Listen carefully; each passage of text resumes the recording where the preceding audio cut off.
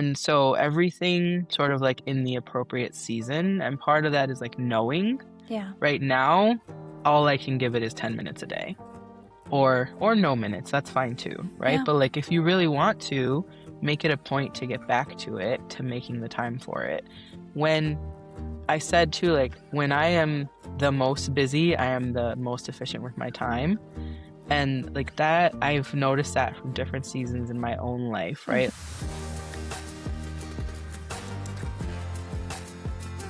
Hello and welcome to Splitting Seams. My name is Shannon and I am your host. So today's guest is Elizabeth Meraz. She is a hobby bag maker, a content creator, and she has a very demanding full-time career. I really wanted to have Elizabeth on because I thought it would offer a unique perspective to our world from someone who has a seemingly unique balance of professional life, personal life, and a social media presence. Now, most of us have all three of those things, but not everyone has the following that Elizabeth does or the career that Elizabeth does. And I wanted to hear her story. In one of the first few episodes of the show, I had said that I expected that most of the conversations I would have in most of the episodes would cover work-life balance. Though I had Elizabeth on as a guest for that very reason, because again, I think that she offers a unique perspective and she did not disappoint. It was really wonderful hearing her insights into how she prioritizes those three big facets of her life at any given time. And so I hope that you enjoy it as well. And so without further ado, let's get into the show. Hey, Elizabeth, welcome to Splitting Seams. Thanks for having me. Of course. I know that you're a very busy woman in your career and in your personal life, so I really appreciate you making the time. So for those that don't know you, do you mind introducing yourself and a little bit about you? Oh, sure. So my name is Elizabeth Meraz, and on social media, my super helpful screen name is handmadebyezm, which no one can ever figure out how to say or what to do with. I just sew for a hobby. I don't really have a business or anything like that, but I make enough things that at one point my husband convinced me that I should share them online with the universe just because. And so that has led to me building a fabulous community of people and meeting so many other talented individuals that I just, I love doing it just for the joy of it all. Yeah. So you mainly do content creation now, right? I mean, based around sewing and sewing bags. Yes. And so can you tell us a little bit about how you got into sewing and then kind of how it's led a little bit to where you are today doing this content creation? Sure. How I got into it probably goes back like 80 years, which is That's kind of fair. funny to say. But where my mother and my grandmother grew up, it's still very much the custom that women learn how to do things like sew and cross stitch and stuff in school, which we've kind of gotten rid of in this country. So that was just always something that I knew people did and I was very interested in. And sewing specifically, at some point, I think between high school and college, I was like, I want clothes that fit me, Yeah. the way that they should, Yeah. because I'm very tall and not, 5'5" standard size. So I started just kind of gathering books and had my mom teach me how to use the sewing machine with the basics. And I made a few dresses for myself, and it Yeah. was, super fun and satisfactory, and It's like I enjoyed it freeing a lot. too. Like, Yeah, it's so wonderful when you make something and then it just fits you so perfectly. And, not another damn person out there has that exact dress and that exact fit. exactly. It's so nice. Exactly. I still have them, even though they definitely don't fit 20 years later. Um, but because it's, it's expensive, people think it's not, right? But it Right. is expensive to Yeah. make your own clothing with all the yardage. And I went off to college, didn't take a sewing machine with me across the country. And so I kind of left it alone for like a fairly long time.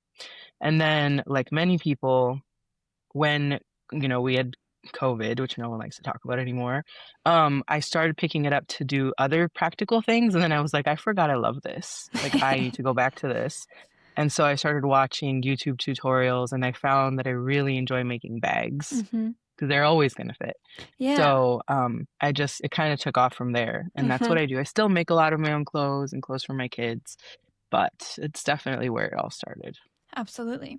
So, where did you said, where you came, where your mom and your grandmother came from, and so where was that? Oh, in Mexico. Okay, that's fair. Yeah. Um, so do you ever, did they bring any textiles back that you get to use on a normal basis or anything like that? Or no, it's Um, just more of like the thought process. I think it's just the thought process and sort of Yeah. like the cultural Yeah, embedding of that. I mean, my absolutely. grandmother also taught me how to crochet when I was like 8, and I'm still, I'm crocheting a baby blanket right now. So like that Right. sort of thing just stays with you. Hmm. And my mom didn't have a whole lot of time to do it herself, but knew enough to be able to teach me the basics. And then being who I am, I like went to the next level with like books. And before Yeah. there was YouTube, there were books, right? They're Yeah. actually up there somewhere. I have a ton of books. And so, yeah, I mean, that's just kind of how it happened. You have to No. learn how to do all the womanly things because then you can get married, like they say in my family. Right, right. You do all the jobs that you're supposed to do, right? Fair. Right. So my family was never that way. We never really like I learned how to sew on my own as an adult and I learned how to crochet just a couple years ago. So it was definitely all my own personal choices, but I think about that often what it would have been like to, once I found it and I fell in love with it, would I have fallen in love with it much earlier or how much would it have benefited me long term being exposed to that at a younger age. And so I'm not sure if you, I mean, obviously you were able to utilize it in high school and things like that. But do you ever think about that? If you would have found this at this point in your life, would you have jumped into it like kind of the opposite of me? I think so. I think so. I think it still would have had a lot of the barriers to like, the expensive hobby. Sure. Um, but I definitely loved it the whole time. I actually remember a girl who I went to college with whose name I can't even remember. She made all her Halloween costumes with a sewing machine in her dorm room. And I was like, so lucky. I see people who make Halloween costumes, like even in our community for their kids, and I love that for them. I know how to sew clothes, but I am just not trying. It's just more effort than I have to. I'll put my effort into decorating and picking out the correct costume, but not making it. But I absolutely appreciate that other people do that for themselves and their kiddos. Couldn't be me though. It's um, really fun. I did make two for my kiddo. No, for his second birthday, I was very new into sewing, and I just made him this like linen, kind of like the shirt that I'm wearing, but like the cheapest version at the fabric store that you could buy, and gray or in cream and green, and I made him a little hobbit, and it was like the most basic of things, and I think that was probably the first article of clothing I ever sewed, and that was the last time I ever made my kiddo a Halloween costume. So it's probably not happening anytime soon. um, okay, so what about other crafts? And I'm bringing this up because I've seen it on your social media. I've seen you share it, and I also know about some of them, but I would like you to maybe talk a little bit more about other crafts that you tend to dabble in. I know you mentioned crocheting, but there's some other things. So I guess the other big one is probably the cookies and cake decorating that I do. Mm-hmm. I used to do this as like I'm gonna go on a tangent, but what I love happens it. when you have a hobby is everybody around you wants you to monetize it, right? Yes, And yes. so I saw again like some videos on YouTube. I don't even know what it was, and I remember saying to my husband, I want to do this. Mm-hmm. I want to try. And they were these ridiculous cookies that like I don't even enjoy eating myself necessarily because I'm not that big into sweets, but I love the process. I love how they Right. look. And so I tried it and I started getting good at it. And then everyone was like, "Would you make this for my birthday? Would you make this for my bridal shower?" And at that point, I was already like a grown-up lawyer, right, with Yeah. a full plus time job. And on the weekend, he was helping me make cakes and make cookies for all these parties that then people would also like invite us to. And I think at some point it started to get a little overwhelming. Mm-hmm. But I did enjoy it very much while I did it. And it's mostly cookies with like royal icing. So Yeah. think like, making characters, making a cookie that looks like a diamond engagement ring or Mm-hmm. whatever the case might be. And then like the coordinating cake. It's very much like making the bag and the outfit that goes with it when you're sewing, right? Right, You right. start going into the other things. And I started doing the cake part in college and just kind of having fun with it when I'd come home on breaks because I had nothing to do. But then the cookies started turning it into this whole next level thing. And at one point, I was even a Wilton cake decorating instructor at Michael's. Really? Um, just for fun. I definitely did not need another job. Um, but yeah, I was very much into that, and I sort of started to wind it down because it was taking too much time, Yeah. and I didn't need that money, right? It was more Mm-hmm. of a stressor than it was doing anything for me. Right. And so at this point, when I really pull that hobby out is like for my kids' birthdays, which are the most elaborate, all the parents probably hate me sort of ordeals. And right now we're starting that process with my son because his birthday is in about a month and he has his theme picked out and he like knows what he wants his cake to look like. And my kids are like, I'd like the first tier to be this and the second tier to be that. Like that's where their mind is on They're these on that things. level. I love that for them. Yeah, so it's like a whole creative process and everybody gets into it. My husband says he hates it, but I think deep down he loves that we're doing that. That is awesome. Um, and so you crochet, you do the cookies as well, and then I know that your husband does a lot of this, but I know that you dabble in it too, which is the 3D printing, correct? I dabble in the requests made for sure. Fair, fair. I do both. I print, but I also am like, I need this thing, make it happen, and he says okay. Um, it's becoming more of a common thing in the sewing community, but it wasn't until like the last year and a half or so.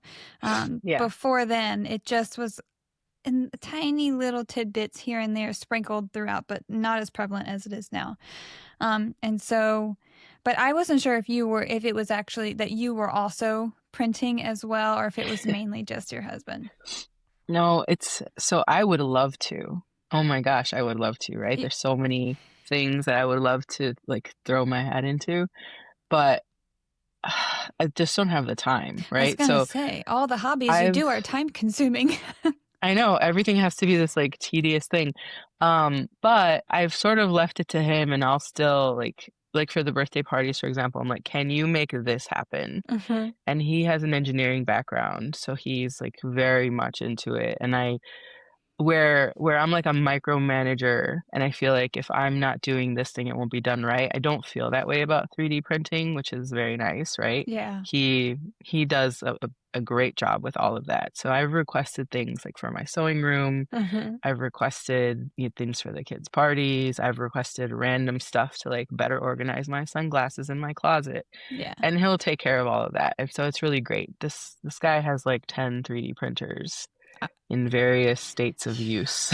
But Right. yeah. Yeah. So, that's going to segue slightly into how we know each other. So, um, and you becoming this content creator and sharing your makes and sewing and all those things, along that journey, you became a tester for me, not only for my bags, but also with, I guess it's more or less your husband, Yeah. became a tester for me for my 3D printed templates. And so that was pretty cool too, because I remember you saying it was at least at that point in time, I want to say it was for the Pisces. Um, that was, I think, the one that you guys tested. I don't think I tested the first one. Um, Outside of my house, I should say. I did test it. Thank you. And I feel like it was at that time he had 8. Did he get more or was it to always? I don't even know. That's fair. If he asks, like, we don't ask permission, but for big Fair. purchases, we'll be like, are you cool with that? And I'm always We're the like, same. yes. Yes, please. Go on. Get another one. Get a better I one. Trade I 2 of know. them and get a nicer one. I know. I just tell my husband, don't even ask me. Because I'm going to say yes every time. Go for it. Have fun. I love that. Okay. So, um, when you do have the time to sew, so we had touched on the fact, or you had brought up the fact that you're a lawyer. So we hadn't mentioned that yet in the episode, but you have a full-time job and it is a pretty demanding career. And so you want to talk a little bit more about that? Again, you don't have to go into specifics or anything, but obviously it's the big lawyer word. So that's like crazy. Yeah, I know. It always surprises people when I bring it up. Yeah. If I get in an Uber, they always think I'm a school teacher. And I'm like, based on what? I don't know what information you have in the Uber. But yeah, I am. It's kind of funny. Ever since I was a little girl, I watched TV shows that were probably too adult for me. And I watched The Practice, if you remember that one. I think that I And recall it. Yeah. yeah, and I was like, I want to do that. Like, I want to dress like that. I want to do that in court. And I don't know what possessed me because they're not things I necessarily liked doing as I got older, Mm-hmm. but it just kind of got stuck in my head that that's what I wanted to do. Mm-hmm. And, you know, I somehow managed to make that happen. So I work in a law firm, which is full-time plus for sure. Yeah. You're like always on call. It's especially hard in the early years, like with most careers. Um, and I am a litigator, so I am in like high pressure arguing in front of judges and arbitrators and winning and losing cases, and it's a really stressful job. So I balance that stress with my hobbies, the stuff that Right. makes me happy, right? And so I'm very um strict, I guess I would say, about reserving time for myself. And that's not just like time away from work, it's truly time for me, right? It's like Yeah. not for my kids, it's not for my Mm-hmm. husband. And that's where I have the time to do things like sew and crochet, or even when I'm making those cookies, these guys are all asleep. And I'm just like, Yeah. in my own space, Mm-hmm. relaxing. Yeah. And I have noticed for sure that once I do that, it does things like bring my blood pressure down. So it's actually good for me to take that time and decompress. Absolutely. So That's I a make whole sure that I do self-care that. thing. Yeah. Yeah, for sure. Yeah. So there aren't that, I mean, I know of a couple, but there aren't that many lawyers slash sewists in our bag making community. And I think that it's pretty awesome. And I think that it kind of makes sense too. You're someone who is, I don't want to say critical in a bad way, but critical in the way that like you're critical plus technical. You're looking at all the details. You're kind of thinking a couple steps ahead and things like that. And it seems to align pretty well with bag making. At least that's what I tell myself. Um, but you had mentioned, you set aside this time. You're really big into work-life balance, and that right there was the big reason why I really wanted to have you on. Is obviously I appreciate your makes. Obviously I appreciate your brain. All of those things. You are a content creator in our community. You've garnered a following. All of those things are amazing. But in the context of the podcast, I thought having your perspective of kind of how you balance such a demanding career with also being a content creator, also being a mom, also being a wife, and all of those things. And I think that kind of hearing your take and your perspective on all that is, I find it inspirational. So it's a selfish thing. I don't know how you do all of that. And I'm just over here like, okay, well, I don't know if I have the energy to hit like on that comment. I don't know if I do. And you're over here sewing live in the wee hours of the night here and there, and so anyway, I'd like to talk a lot about that if you're willing to. My first question was, do you sleep? So for a while, the answer was very bad and not a whole lot. Yeah. And so I was getting maybe between 4 and 6 hours of sleep a night, just because I was so adamant that I have that time for myself, right? Yeah. And going live, which I don't do that much anymore Right. for the reasons that will follow, but going live was great because it was like somebody was expecting me to go, and somebody was waiting for me. And so it really helped in that regard.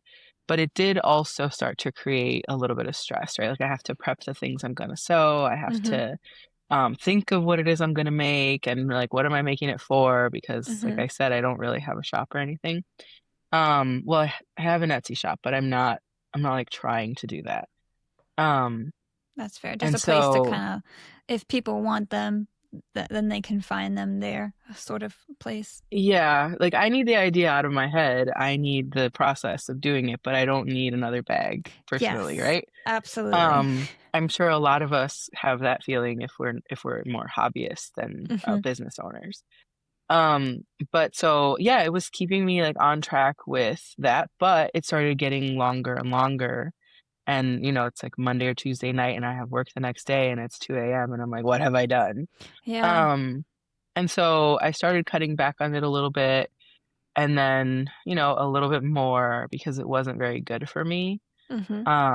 And then now I can't stay up late even if I want to. So That's I thought fair. I was going to go back to it this year or maybe even, you know, put more out there on my YouTube channel. And that has not happened because I'm like a pumpkin by 9 p.m. And so all I can do is sit in my bed with my feet up and like crochet until I fall asleep. Hey, But I mean, but you're still getting that creative output, which I find so important.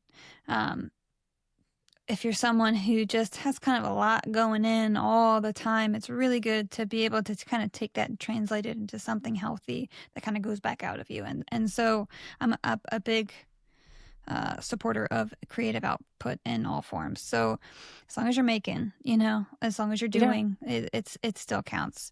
And so that was one of my questions is that, I'm sure that your schedule has to be fluid when it comes to being a lawyer. You're going to have more stressful periods of times than other less stressful, but still stressful periods of times. And so there's a lot of ebb and flow with that. But we know when it comes to content creation and someone who goes live on a semi consistent basis or things like that, there's pressure that comes with that also from your viewership too, and just from internally because you don't want to feel like you're ever letting anyone down, or at least I'm that kind of person. yeah. Um, and so was that kind of part of the where it just became a little bit less fun, a little bit more difficult to keep up with? Was it the pressure, or was it just simply just not enough hours in the day for what you felt like you wanted to do?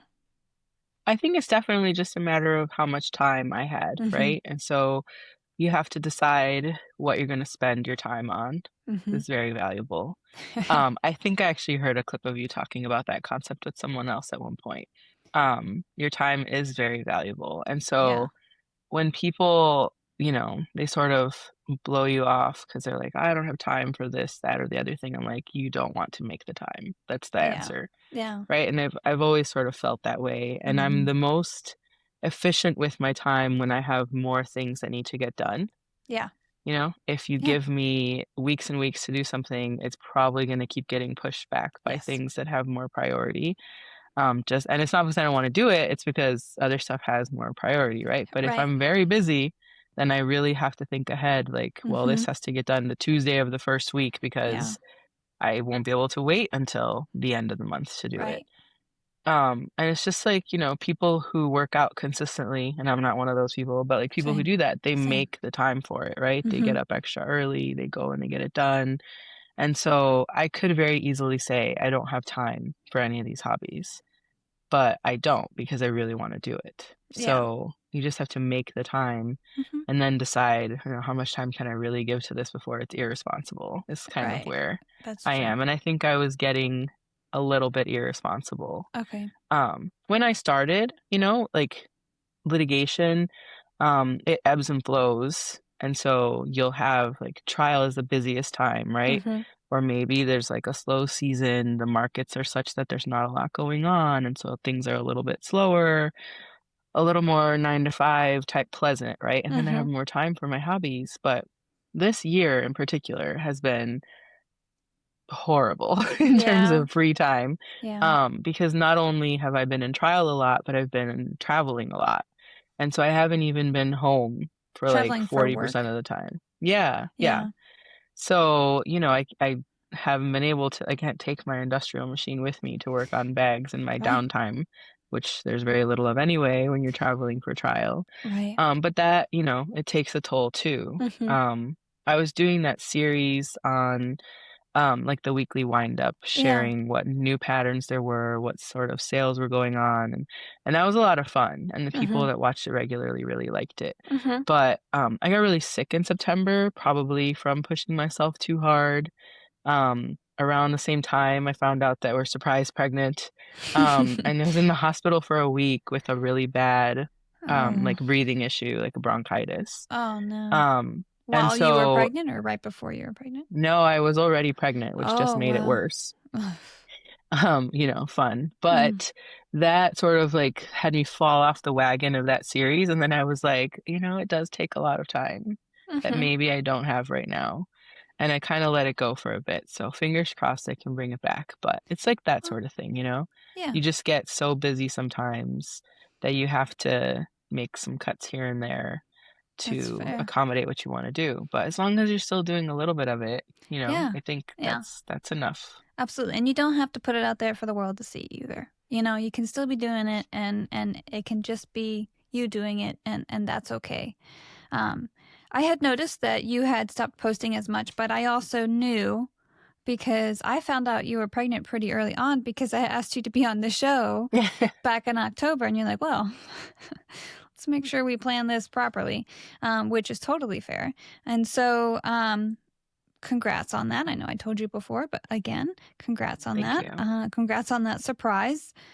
That's always hard to tell people that when you first find out because you're like, oh, how excited are you? Are you excited yet? Sometimes in the beginning, I know people are not as excited and they're pretty stressed about it. Um, Yeah, totally. I had friends who were like, I need you to be more excited. And I was like, I'll let you know when I get there. Right now, I'm still in shock. that's fair. That's fair. Um, so when it comes to, so you pulled back on your videos and everything, and you were saying maybe you'll be able to get to it, but I think with the baby on the way, you'll have even probably less time, right? And so I just am putting it out there for you, like it's okay.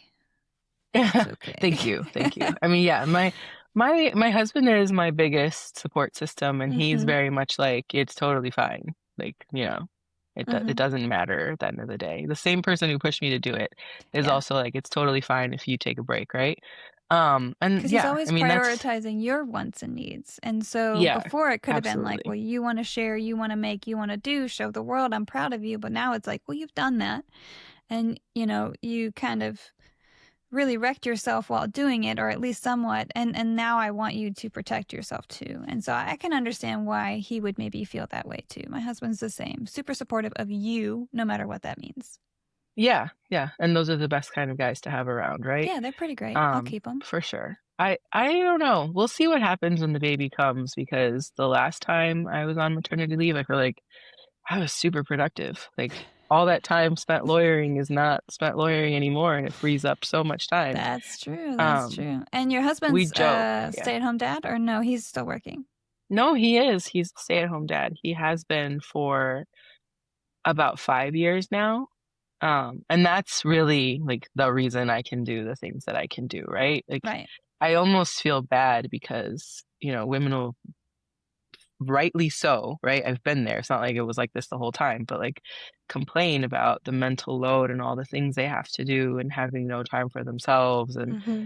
it's weird in my house. I feel like we've kind of flipped that on its head. Yeah. And I'll tell him like, yeah, you need some time for you that isn't Yeah. with the kids because he does meal prep and coaching for their, like little league team and stuff Mm-hmm. like that. And he's the volleyball coach and he's on top of all of those things. And I'm just like, the classic sitcom dad who like works all day and comes home and is like, hello, children. Yeah. And that's not to say I don't like spend time with my kids or anything, but it's very different and it's kind of hard to deal with sometimes to Mm-hmm. have that flipped.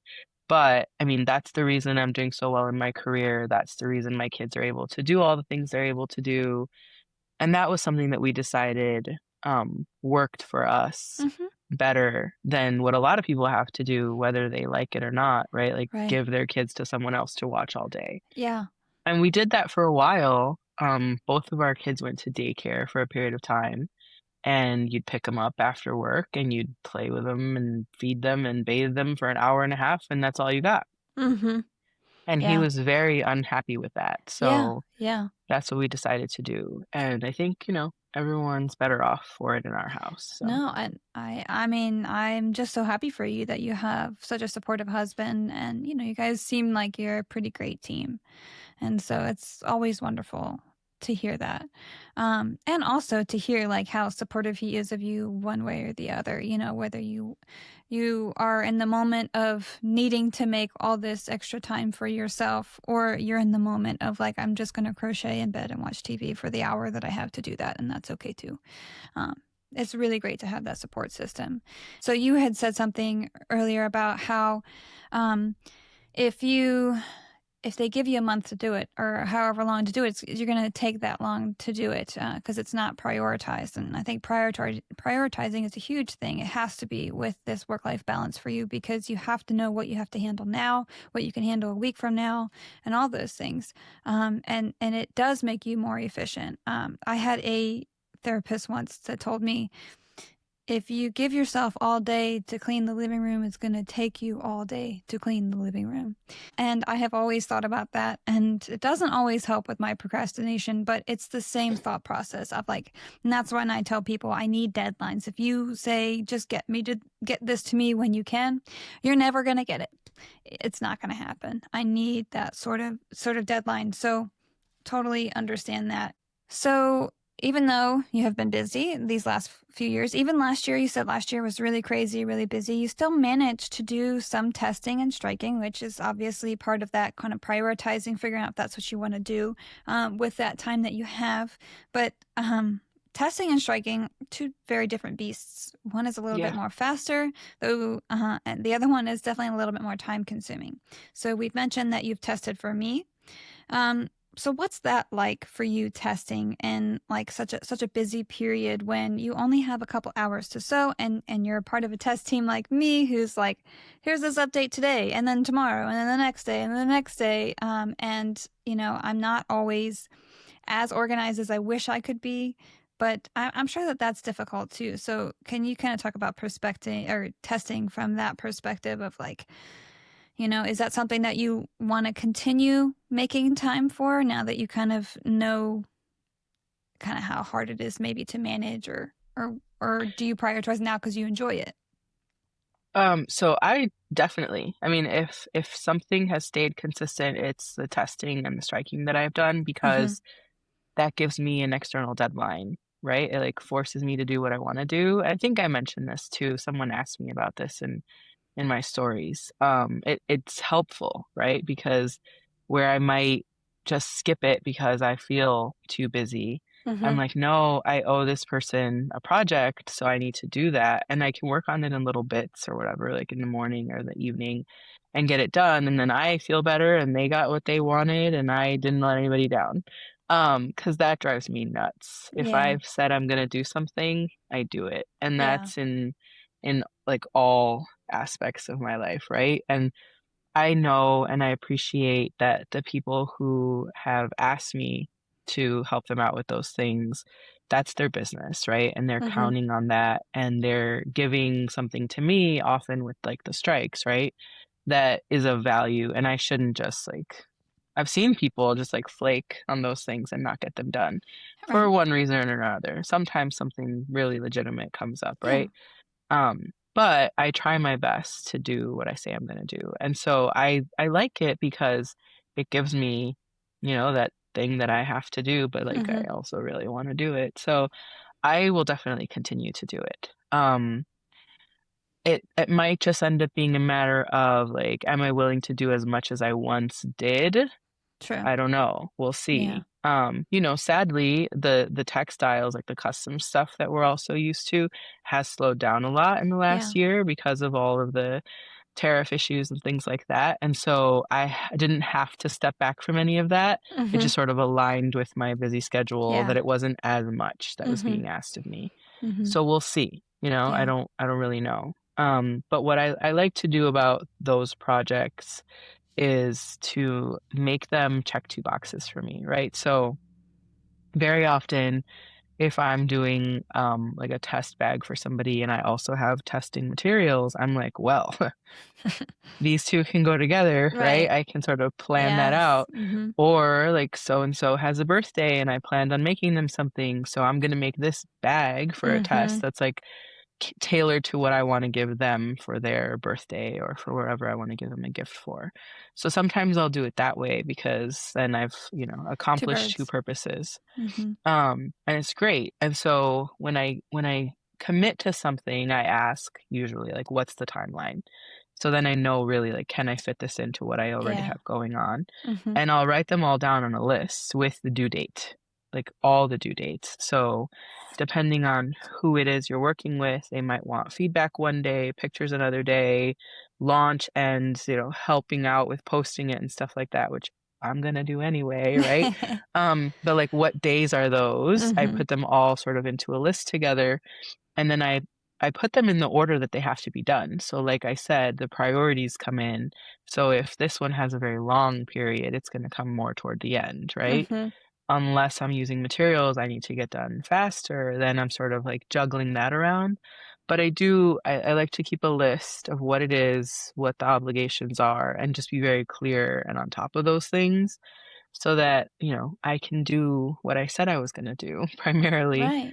and that I can also still enjoy it because there have been a very small number of times where I'm like, oh God, I totally forgot I had this material that I'm supposed to make Oh something with, yeah. Yeah. right?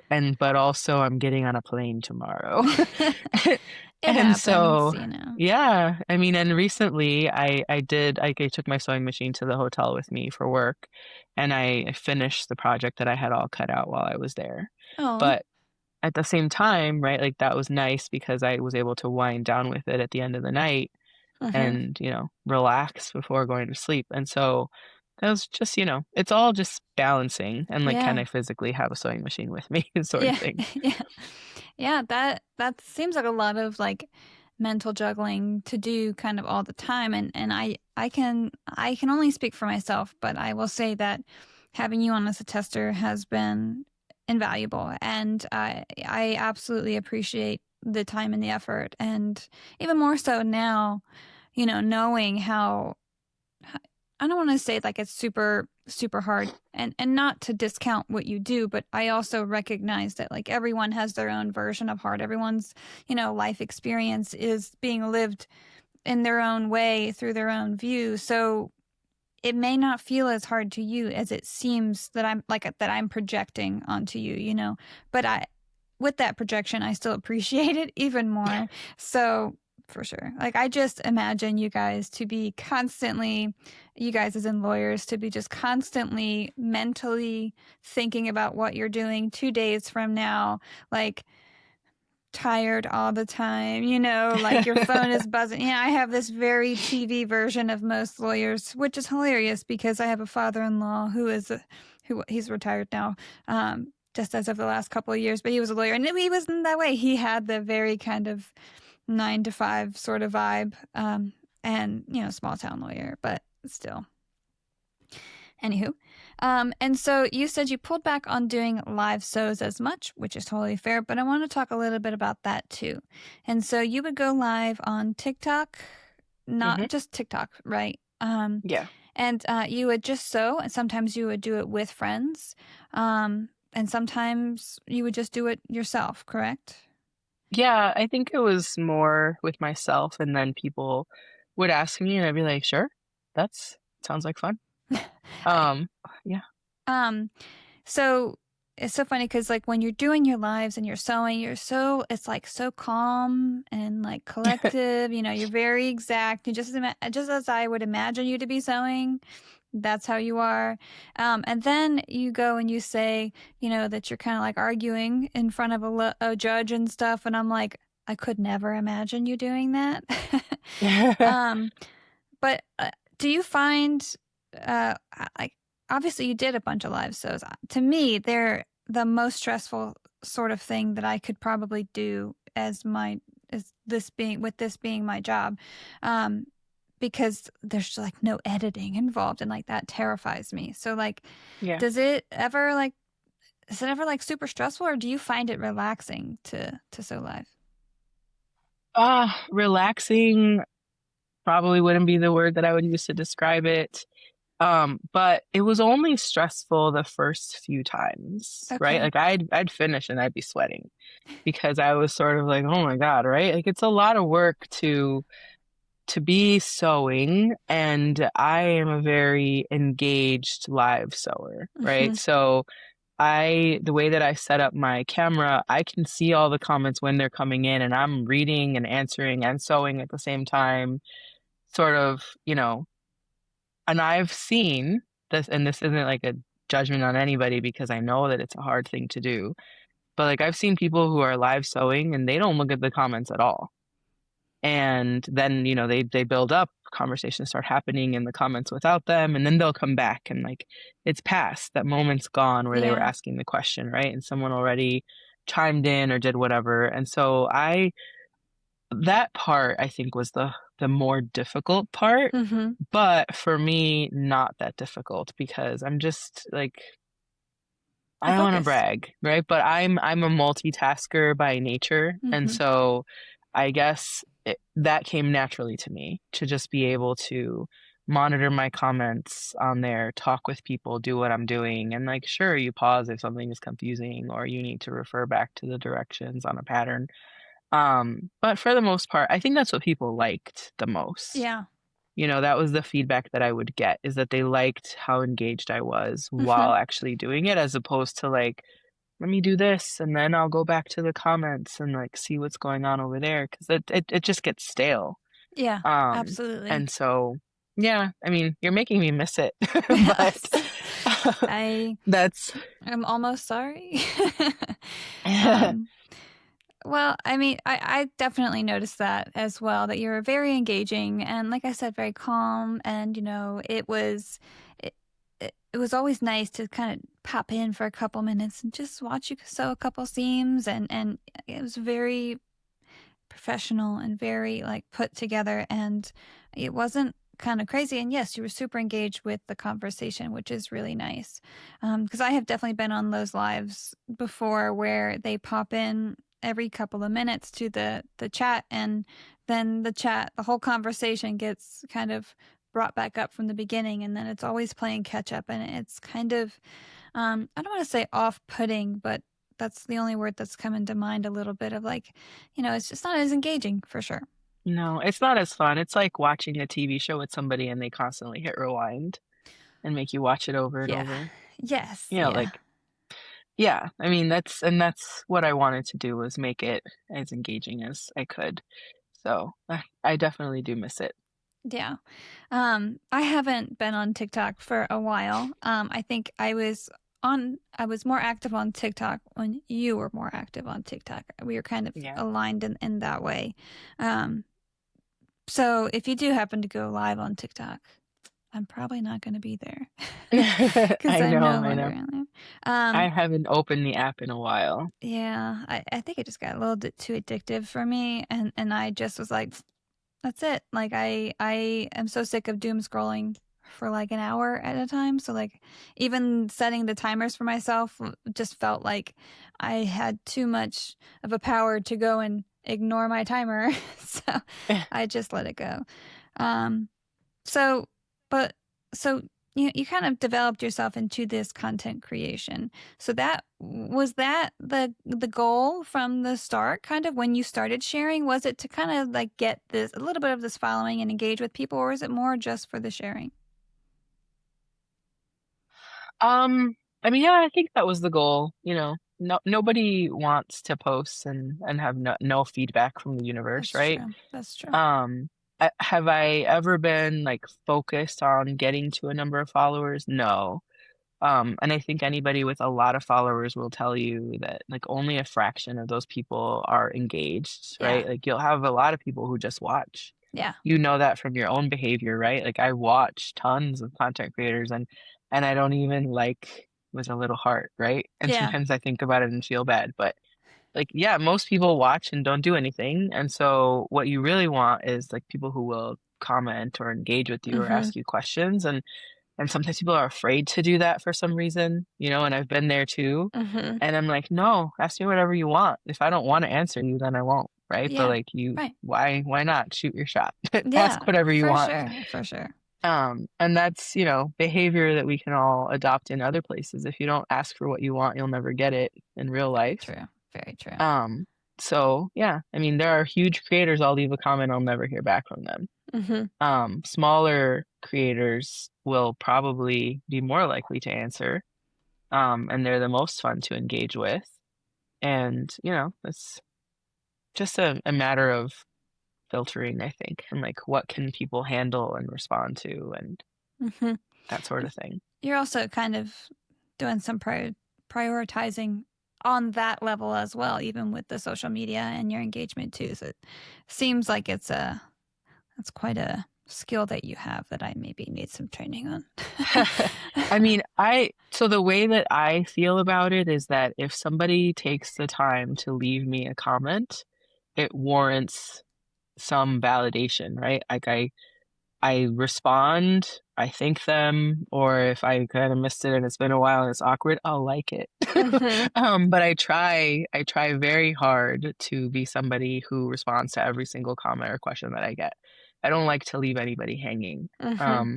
I know that a lot of people who are on social media have anxiety, or maybe it took a lot for them to reach out. And if it's somebody who's messaging me for the first time, I'm especially going to answer them, right? Because maybe they were like, and it went out on a limb to do it. Yeah. And I want them to feel like they can do that. So I definitely will try to like go through and make sure I responded to everybody. And sometimes that can be a lot. Yeah.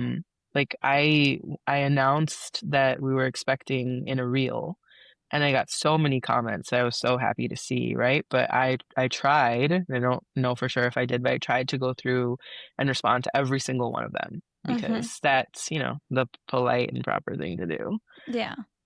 It drives me crazy when I see like comment sections that are full of comments and there's no response Yeah. for forever. I am one of those people, I will say. And not to excuse it away, I have recognized it. I have hired somebody on to do social media stuff for me, and then I let them go because I truly just can't afford it from the business perspective. But there's someone like me where I know. So you were saying before, you want people that engage with you. So I think there was another episode where we had mentioned, you have followers and then a following. And what you want is that following. You want the people who are going to engage with you, not just people who are going to click the button so that you pop up on their feed every once in a while, because that's them curating their own feed, not necessarily engaging truly.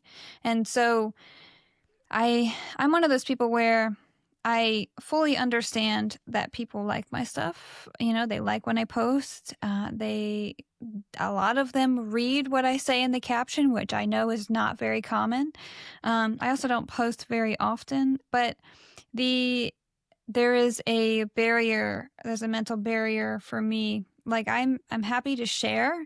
I'm not always happy to engage. And it was so funny because I was just talking with Nicole from Sonar, couple weeks ago, and she was saying, she was asking about my social media person and things like that. And, I was telling her I was struggling because I hired on this person with the thought process of like, I need to post more. I need, because there is a correlation between sales and social media engagement. There truly is.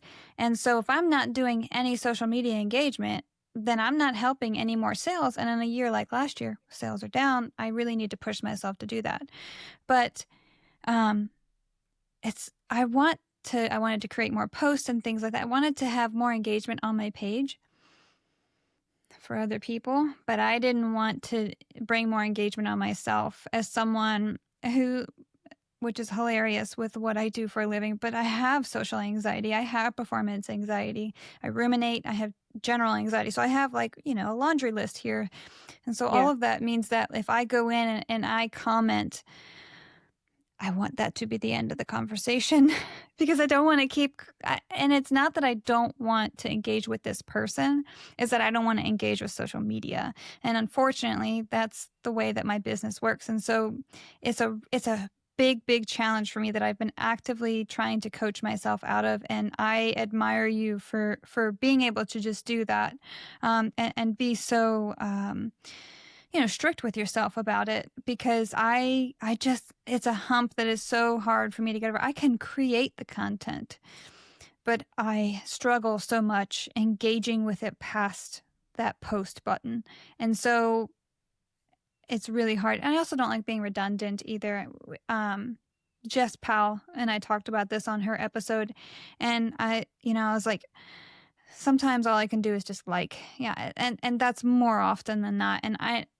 But your perspective really helps me, and I hope that maybe that will be my little bit of push to like think a little bit further about what the intention of that person was when commenting versus just saying something nice, or like, having the thought process of like, oh, I just want her to know I like this, like, yeah, you're right. Could have Yeah. been me, the multi-anxiety person commenting and then Yeah. feeling I'm ignored. Yeah. I mean, I think we're in two very different positions in terms of like, right, our purpose for why we're posting True. and where we're coming from. And it's unfair that you have to take that on as part of your business in this day and age, right? Like so many people say the same thing. Like I want to have a small business, and so now a huge part of that is content creation, and that Yes. sucks, Yeah. right? I can turn it off when I want to or I don't have the time, but like you still have to keep going, and that's harder, for sure. It's a lot of times my comment isn't more than just like thanks, Mm-hmm. right? Like that's Yeah. that's all. Mm-hmm. Or I'll mix it up with like thank you. And it Yeah. just depends on what the comment is, right? Exactly. Yeah. Um, if they're just complimenting, like that's just so easy to do. Just like Mm-hmm. thanks. That's all Yeah. that's all they want, right? Is an acknowledgement. Mm-hmm. And that's what I would want if I was commenting on something. But Mm-hmm. it's so funny that I say that because it's so rare that I would comment on Mm-hmm. anything, really. Right. And I actually it's so rare that the other day I recall, like a week and a half ago maybe, I commented on something. Like a large creator had said something that was like a hot take situation. And I never give my 2 cents, but I threw them in. And it started a conversation in the comments, and I was like, dang, okay. Um, I didn't really want anything more than just to like leave that there and kind of get it off my chest. Mm-hmm. And so I don't know, it's interesting. Mm-hmm. You never know what you're gonna get either from what you put True. out there because sometimes people read a context where it's not there, Yeah. right? And then they get mad. And I've been lucky, very lucky, I think, because I haven't had a lot of negativity come up in Same. any of my platforms, and I don't know. I feel like maybe it's luck. Maybe it's also just like the my vibes are not inviting of that sort of thing, Yeah, that's what I right? think. I think like if you're gonna kind of put out there maybe a hostile vibe or like ready to fight vibe, or something along those lines where you're gonna invite kind of that in a little bit. But Yeah. Jess Powell was talking about this as well, and she said she doesn't really have any negative things that she's experienced, and she's mainly on Instagram and TikTok. And I'm like, same. Like people talk about people being nasty on TikTok and comments, and I said the only negative things I've really experienced on TikTok was people being mad that they couldn't buy a bag. And like, okay, I'll take it. Yeah. Yeah, definitely. Darn.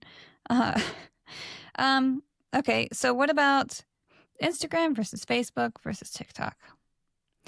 As far as so you're not on Facebook a lot, right? You're mainly on Instagram Yeah. or okay. And so Yeah. between the three, this is kind of an out there question. If you had to judge the sewing community on which one you find to be more positive, since we're on that train, which one would you think it was, or in your opinion? Yeah, Instagram. Same. I know. Hands down. It's just yeah. The three platforms that I've engaged with the most, that's the best one. And that's why I decided to put more of my time there, right? Um, I got on Facebook when it was still 3 schools, right? Like I've seen it go from like the most engagement you have is poking somebody to like what it is now. Mm-hmm. And so I won't leave it for that reason because it's just like there's too much history there. But in like the sewing groups and like the fabric groups and stuff like that, that's where Some of that toxicity. you see the most nasty there, right? Like Yeah. that's just the Mm-hmm. way that I'll put it. And I think it has to have something to do with the population that uses the app more, Yeah. right? Like Yes. as you get older, you filter less. So so that sometimes that happens, or Mm-hmm. just like different there's less curation, I think, when you get into those groups Yeah. in terms Yeah. of like who is popping up.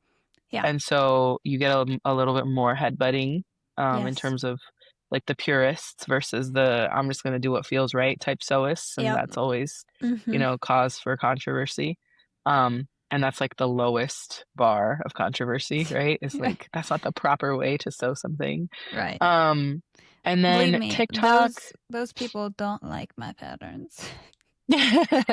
Well, I feel like TikTok is like a mix of the two, right? Mm-hmm. But because it's so global in the platform, Yeah. you get a lot more um, diversity and a little more anonymity than even Mm-hmm. Facebook, Yeah. right? Because if you Yes. think about it, like I said, my Facebook account is like 24 years old or something. Like it's something ridiculous like that.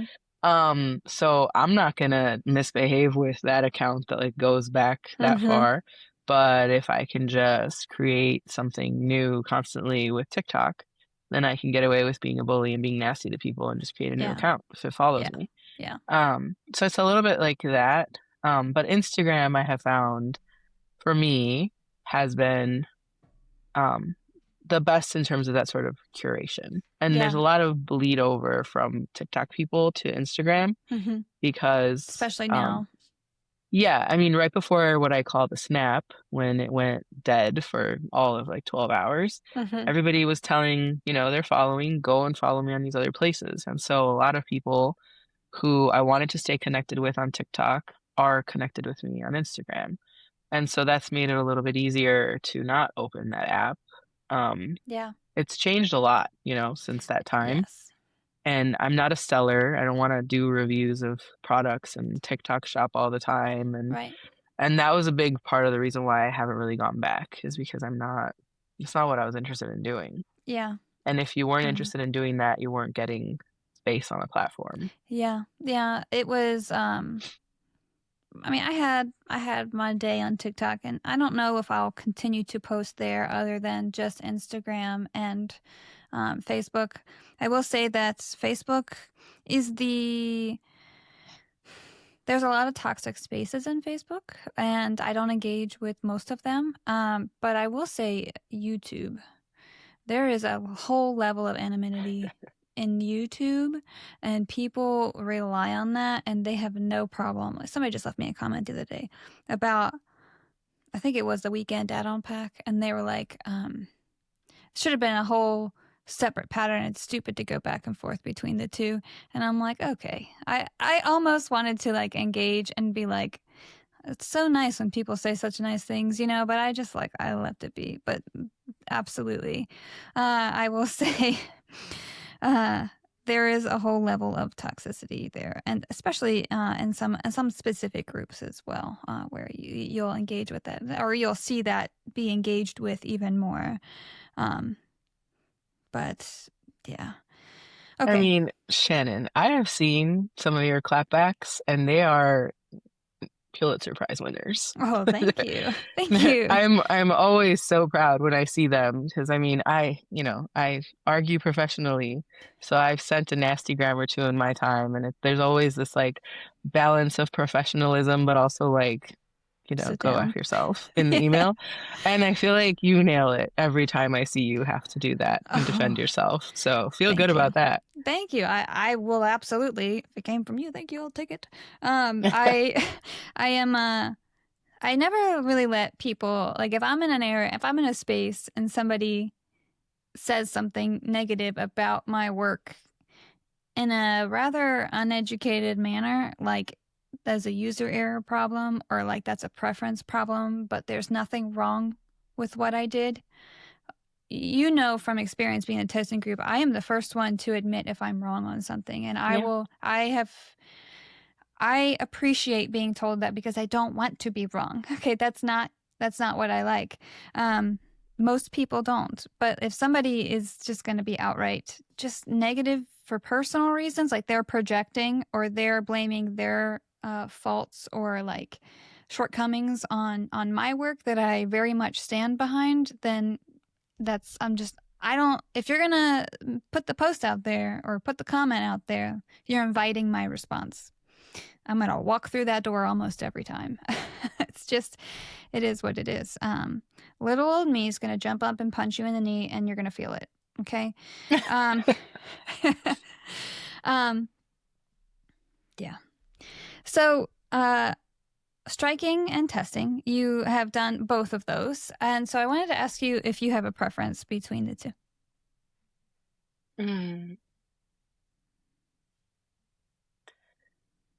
Maybe testing. Because sometimes picking the pattern is hard, right? That's true. That's true. And then if I'm testing, it's like, okay, well, here's the pattern that I'm going to do. Now I do all the fun part, which is pick my ingredients, right? Yeah.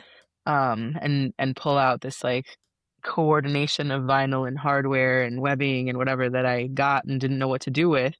Now's the moment. And I feel like that happens to me all the time with your bags. When it's just material, sometimes it's like, well, what do I have that goes with this?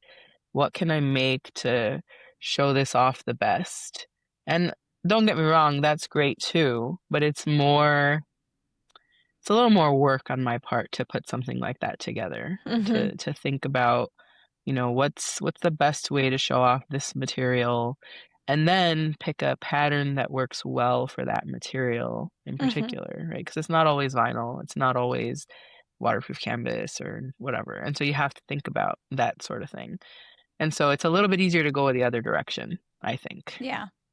So yeah, I think that I enjoy that a little bit more. Plus, in that process, there's more engagement with the other testers and like the community, because everyone's like, did you find this part hard? Or I thought this was confusing. But when you're testing material, you're just in a silo by yourself, and then you all kind of share what you made at some point in the group, right? And so it's a little more independent, which maybe some people will like that more, right? But yeah, I mean, so it's a close race, but sure. I think testing patterns wins out for those reasons.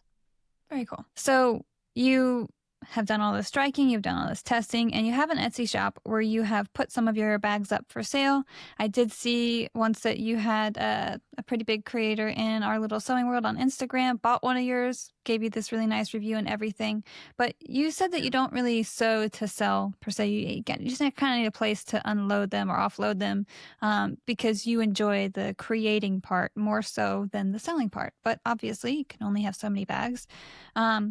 So you had mentioned before about, not really wanting to monetize your hobby all that much. And so that's something that a lot of people find themselves in when they're a hobbyist. And most of the guests on the show are business owners versus hobbyists. That, there's a point where people will make a couple of this one item and people are impressed, and by people I mean the capital P, just the average person that happens to see that, and they're like, you should sell this, and then they jump full in, and then that's where a lot of us have found ourselves in. You are pretty adamant about not wanting to do that, and so I didn't know if you wanted to talk a little bit more about that as far as why that's not appealing to you.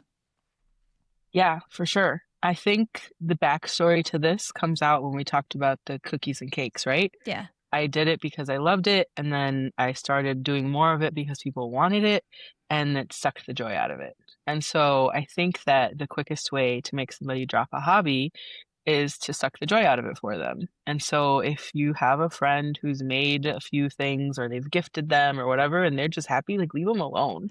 Right? We do not need to monetize our hobbies. Like sometimes the situation comes up where, that happens and it naturally transitions into like someone's career. You see that happen all the time, those Right. kind of stories, right? But like my position is so different. Like Yeah.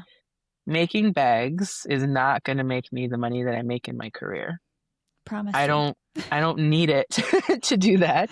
Right. And that's like a very blessed position to be in, right? It's like I don't need a side hustle. I won't even right? So we don't ask for permission here. I don't want my husband to get like a part-time job like he sometimes mentions because that won't benefit any of us, right? What I want is just the outlet, and I can't keep them all. And Right. so a lot of times what'll end up happening is I make them because I think it would be great, and sometimes it has a purpose, and sometimes I just wanted to make it for the sake of making it. And I don't have a gift or anything like that in mind, and so it sits Yeah. unless I sell it or I give it away. And I've got quite a few bags that are just sitting, and I'll put some of them in my Etsy shop when I have the time because that's its own undertaking, right? Yeah.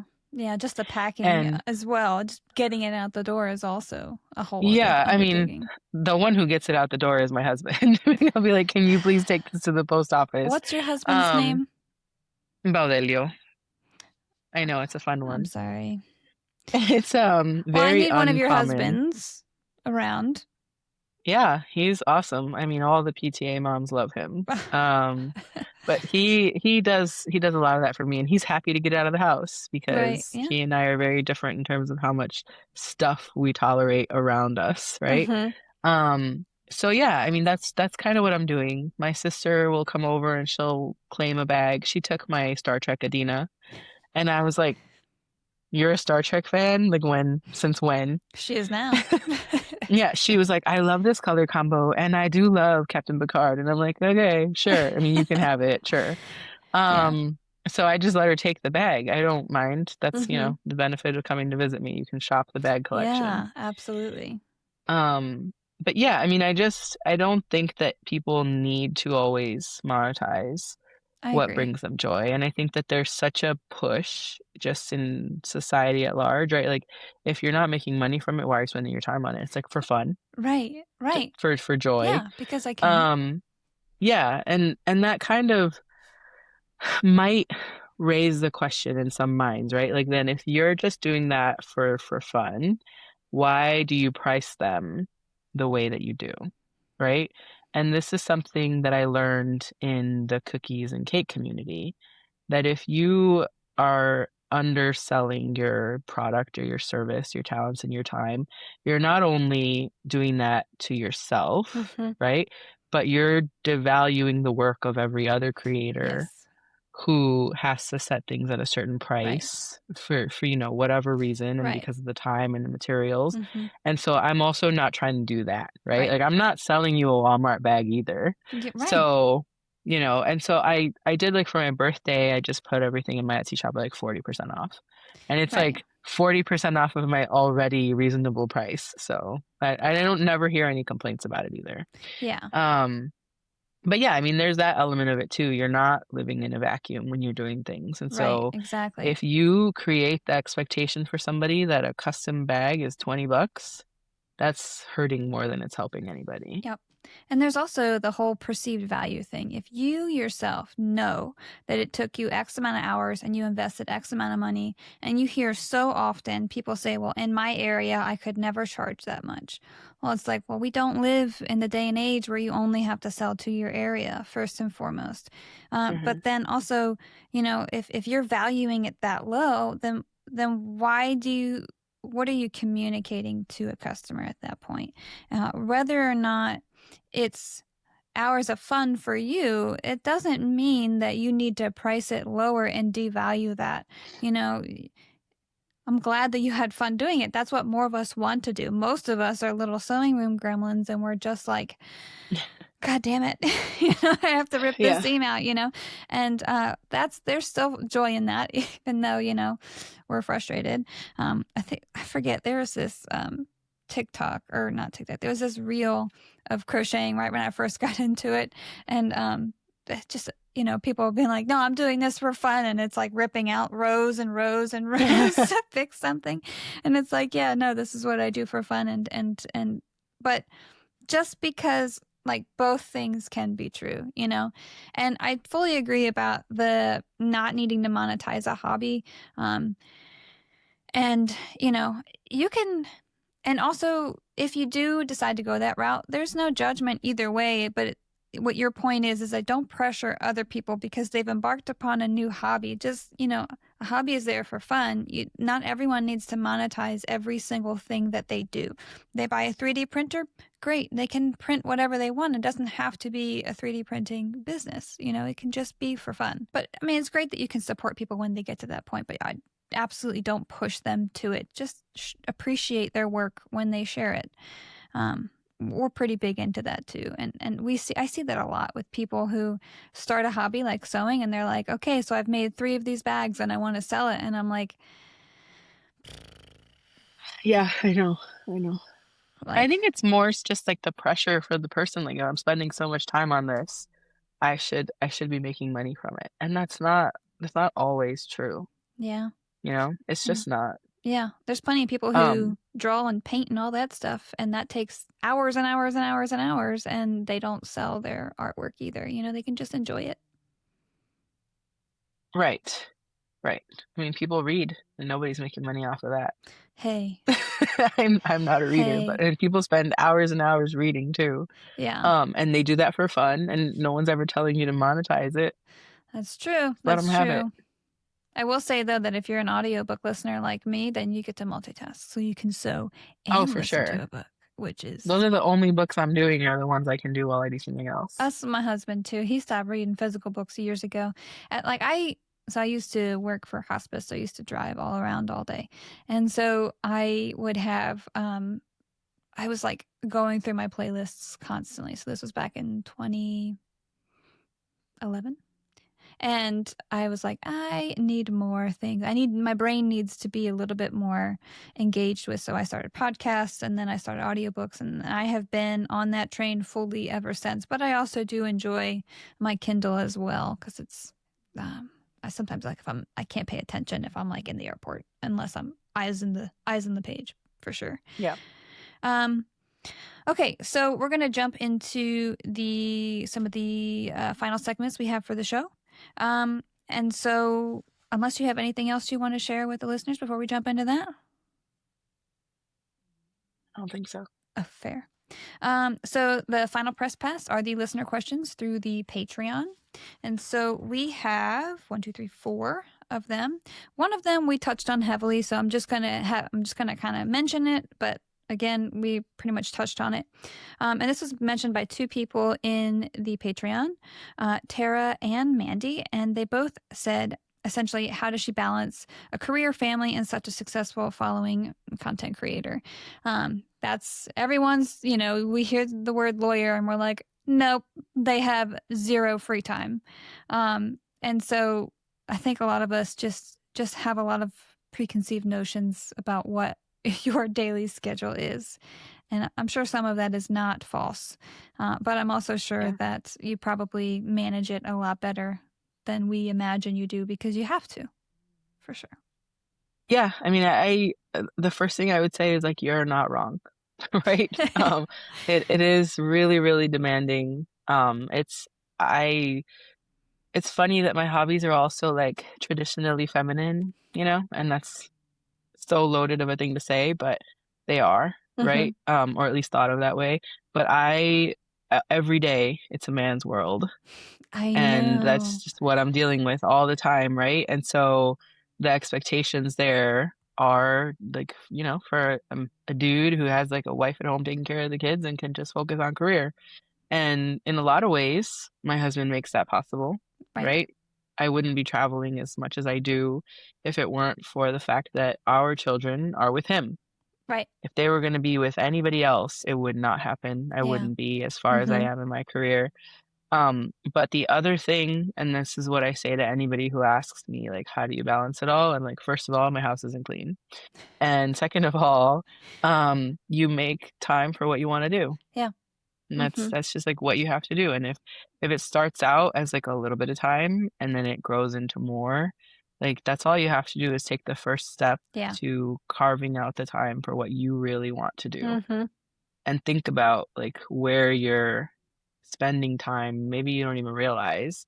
And even I, with all the things that I have to do, I waste so much time doom scrolling, like you said, Yeah. right? And Yeah. that was one of the reasons why I just like I don't turn on the TikTok app Mm-hmm. anymore. Yeah. Um, and I've tried to cut that back a little bit. Like Yeah. turn on a TV show instead Yeah. and work on something than just sort of like consume content. If I've Yeah. seen the same reel on two different platforms, I've exhausted what's out there, you know? Yes. Yeah. The So second you yeah, it's find just any doctor trying to remove anything from anyone's body, get off the app. That's the big red flag. No Dr. Pimple Poppers for me, thank you. yeah, no. No, that's fair. And my husband's a big proponent of that. If you cared about it, you would make the time for it. And yes and no. I think that sometimes I disagree with that because sometimes there's just so much going on and that it is Yeah. hard to juggle and sometimes something falls to the wayside. And so yes and no. He'll probably die on that hill and that's okay. Um, Yeah. but Yeah. but he's not wrong either. Like if I really truly wanted to learn how to design 3D products, I would have learned that software by now. I don't want to, but I Yeah. may need to. And so there's no deadline, so I'm not prioritizing it. So like I get that, both sides of it. It goes back to what you said earlier too, which I meant to follow up on, but I didn't at the time. Like different loads feel different to different people Yeah. and at different times, Yeah. right? And that like yes, like when I say if you don't want to do it, it's because you don't make time for it or whatever. Mm-hmm. It's not as black and white as that, Yeah. just like anything else isn't that black and white, right? But like it's easy to be in a period of overwhelm and like you just need to pause and not do anything, Mm-hmm. right? And so, like, so a little bit of what's going on with me is I don't have the mental energy or physical energy to like be in here. I also can't physically sit for a very long period of time without getting really uncomfortable these days, right? Because I'm like 30 plus weeks pregnant, and Right. it's not good for anybody.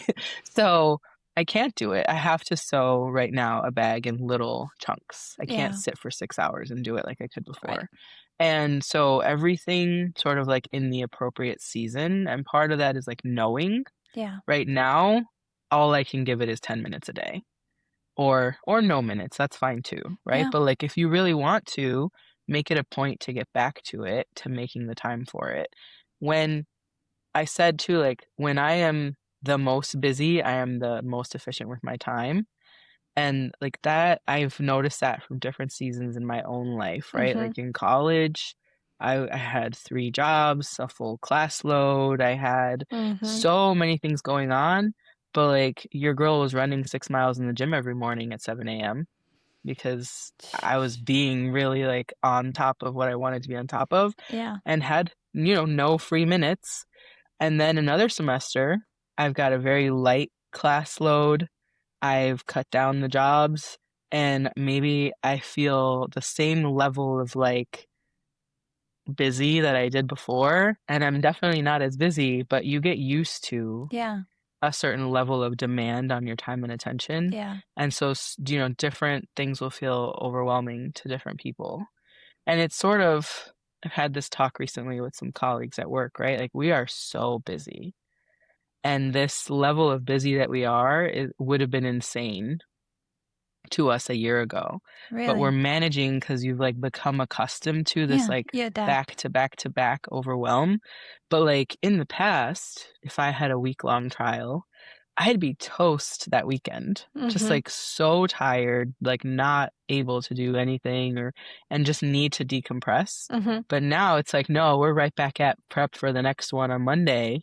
And so we don't have that downtime and somehow we're able to manage it.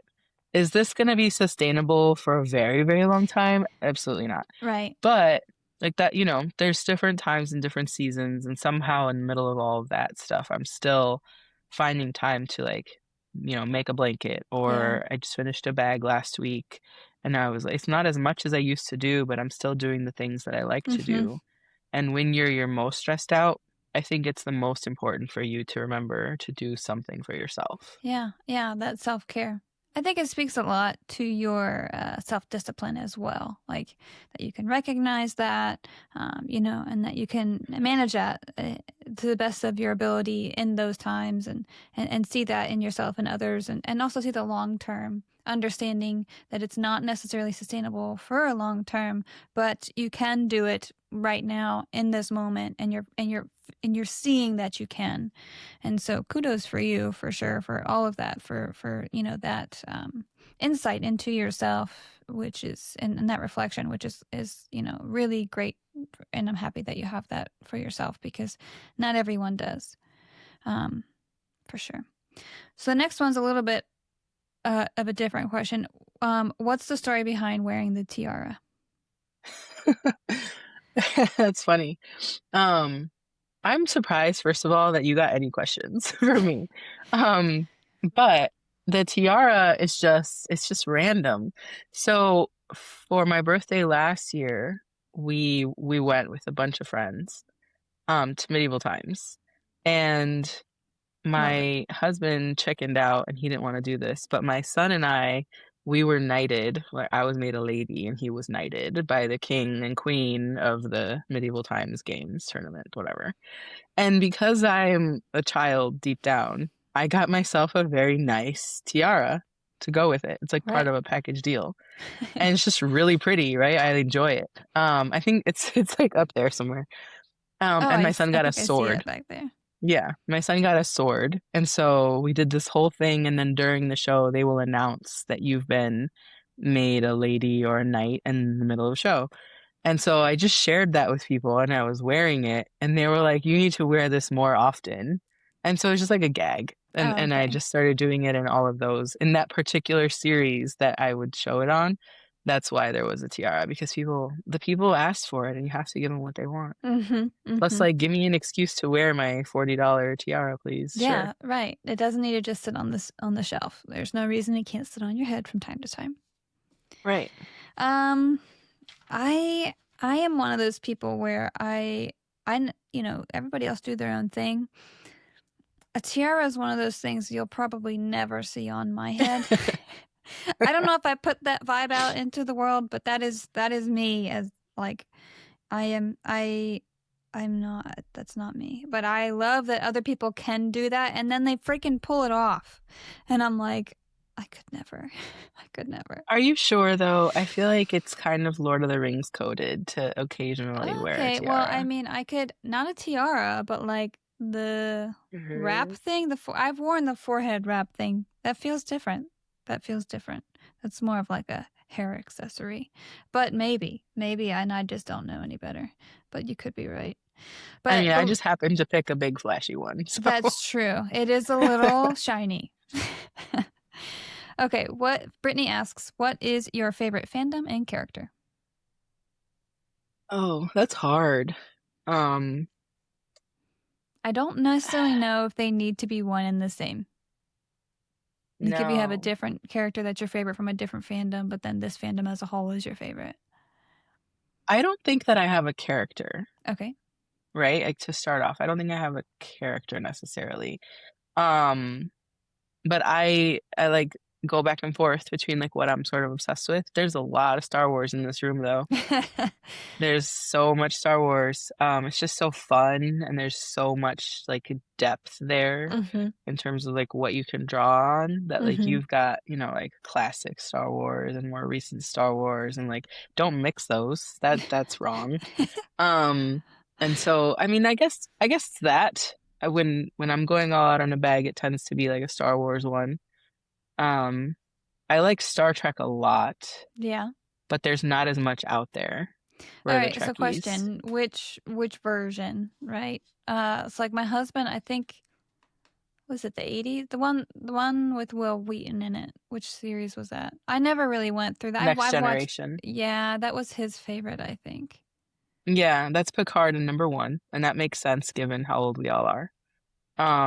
So I enjoy that a lot, and it's probably a toss-up between Next Generation and um Voyager, Okay. with Captain Okay. Janeway. Mm-hmm. Because what little girl doesn't love seeing a woman at the helm of the ship, I meant to mention this earlier when you had said when you were younger, you were watching that show and you were like, I'm gonna be that lawyer, I'm gonna be that lady. And it's like there's something about a powerful woman that everyone wants to be. Not everyone, I shouldn't speak in that way, but a lot of people, especially kind of growing up, at some point like we did at any point before the early 2000s, essentially, I'll give that, is that like the powerful woman was an anomaly in most of the pop culture we were consuming. And so I don't think a lot of us were so drawn to that. Like, I want to be that. I want to be that, and now it's so wonderful that that generation grew up and became a lot of powerful women, and we are now exposed to them on a very normal day-to-day basis, and that is so wonderful. But Yeah. also, I just wanted to say, you don't know if you're having a girl or a boy yet, right? You're waiting on that No. surprise. That's fun. But do you ever think about the fact that that could be you for somebody one day? Yeah, yeah. I mean, That's it awesome. comes up from time to time. I have a girl and a boy Right, already. right. So, it's interesting to see how their perspective of the world has been uniquely shaped by the fact that their dad doesn't work, right? Right. Um, Yeah, that's true. my daughter used to tease my husband about not working, like so bad. And I don't know where she got this from. It cracks me up to think about it, but she was like Kids four are or the worst five. sometimes.